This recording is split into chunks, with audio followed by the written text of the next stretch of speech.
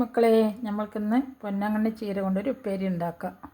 ചീരയെല്ലാം അരിഞ്ഞിട്ട് തരാം. പൊന്നാങ്കണ്ണി ചീരയെല്ലാം അരിഞ്ഞിട്ട് വന്നിട്ടുണ്ട്. അതിലേക്ക് നമുക്ക് ഉപ്പേരി ഉണ്ടാക്കാനായിട്ട് 1 ടീസ്പൂൺ വെളിച്ചെണ്ണ, എണ്ണ ചൂടായി വന്നിട്ടുണ്ട്. അതിലേക്ക് ആവശ്യമായി കടുക് ഇട്ട് കൊടുത്തിട്ടുണ്ട്. കടുക് പൊട്ടിട്ടുണ്ട്. അതിലേക്ക് ഒരു വറ്റൽമുളക്, 3 പച്ചമുളക്, ഒരു 10 ചെറിയ ഉള്ളി ഒന്ന് വഴന്ന് വരട്ടെ. ഉള്ളിയൊക്കെ വഴന്ന് വന്നിട്ടുണ്ടെങ്കിൽ നമുക്ക് ഈ മുറിച്ച പൊന്നാങ്കണ്ണി ചീര അതിലേക്ക് ഇട്ട് കൊടുക്കാം. അതിലേക്ക് ആവശ്യമായ ഉപ്പുപൊടി, മഞ്ഞൾപ്പൊടി ഇട്ടിട്ടുണ്ട്. ഇത് നമുക്കൊന്ന് ഇതെല്ലാം കൂടി മിക്സ് ചെയ്ത് കൊടുക്കാം. പൊന്നാങ്കണ്ണി ചീര കാണുമ്പോൾ കുറച്ച് കൂടുതലുണ്ടാവും, പക്ഷേ അത് വെന്ത് വന്നു കഴിഞ്ഞാൽ കുറച്ചൊന്ന് ചുരുങ്ങി പോകും, കുറച്ചുണ്ടാവുള്ളൂ.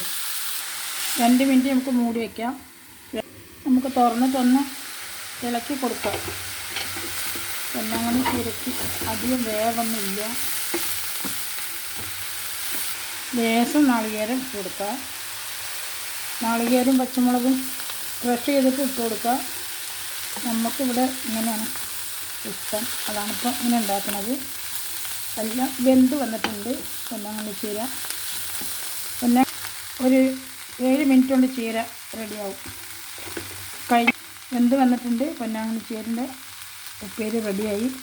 എല്ലാവരും ഉണ്ടാക്കി നോക്കിയിട്ട് സബ്സ്ക്രൈബ് ചെയ്യുക, ഫീഡ്ബാക്ക് അറിയിക്കുക, ലൈക്ക് ചെയ്യുക. ഇന്നൊരു വീഡിയോ ആയിട്ട് വരാം.